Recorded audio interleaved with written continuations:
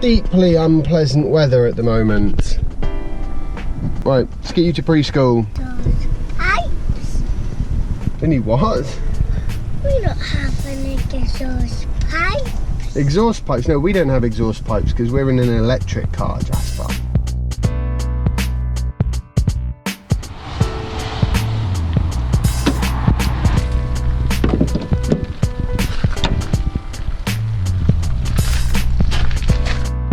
Oh, this just is the most totally English weather ever.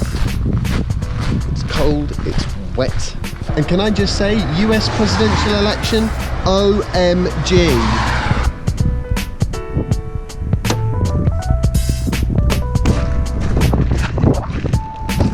Preheating the cabin is making all the difference in my life at the moment. Oh yes, nice warm car.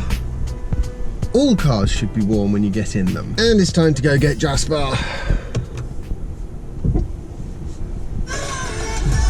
It was nice going to preschool. Good.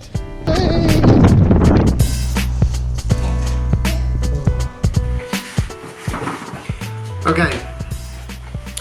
This is going to be a slightly shorter vlog post because I haven't really had the opportunity to leave the house and Sophie's a bit late back from work, so I've just spent the whole day sort of doing childcare type things, except for when Jasper was at preschool and I was editing then. Anyway, be that as it may, what I want to talk about is some interesting news from the Nikkei, is that how you pronounce it? The Nikkei Business Daily, I believe. So anyway, basically, cut a long story short, Toyota looks like it might be changing its tune somewhat. Having spent the last 10 years telling anyone who'd listen that fuel cells are the future of zero emissions transport, now they seem to be thinking, well, maybe we should build a longer range EV. They are targeting a 2020 release of a longer range EV that should be able to hit something like 186 miles or 300 kilometers on one charge. That's awesome. It's also hilariously funny because they have spent so long showing people their little graph. I'll try and find it online in a minute. Where you've got low range EVs for around the city and then hybrids for sort of medium distance and wait for it. This is the really funny bit. Long range fuel cells. What? Who drives a long range in a fuel cell vehicle? Nobody. So Toyota have clearly decided that they need to do something a little bit more with the times. Otherwise they risk missing out big style. And they are, because they now have a situation where they need to source batteries en masse if they're going to build lots of these things. And they probably will sell quite a lot of them because they're a massive company and lots of people have Toyotas and they tend to get the value proposition right. So provided they don't overprice this thing, I think we could be looking at a compelling EV.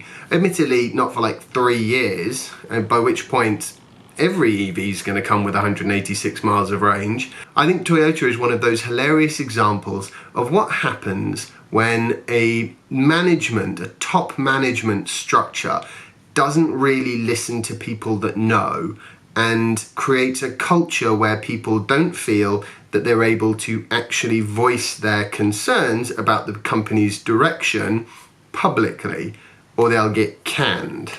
I don't know that for sure. This might not be at all the way the culture at Toyota is, but that's my sneaky suspicion, because anyone who's any kind of a scientist will look at fuel cells and say, that's quite a long shot. They're more inefficient, more expensive, don't really give you any major advantages over an EV.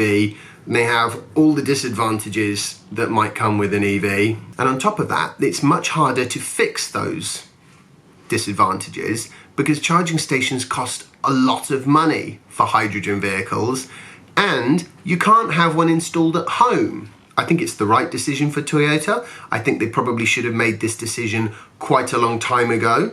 And I think when they're looking back at when They used to be the world's #1 car manufacturer. I'm pretty sure they're going to be thinking, yeah, we missed a trick there.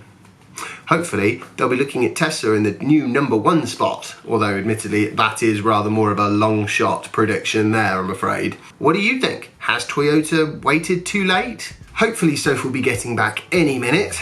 I'm going to go make sure that Jasper is still fine. I hope you've enjoyed today's vlog post. If you have, remember to like it and share it and subscribe if you haven't already. And I'll see you tomorrow for the next installment of my daily vlog. Bye. Oh, it's amazing. I actually managed to have a run. I really didn't think I was going to manage that today. A little bit of running every day, oh my word, it becomes so enjoyable, really quite quickly. But you have to do it kind of every day. Okay, dinner time.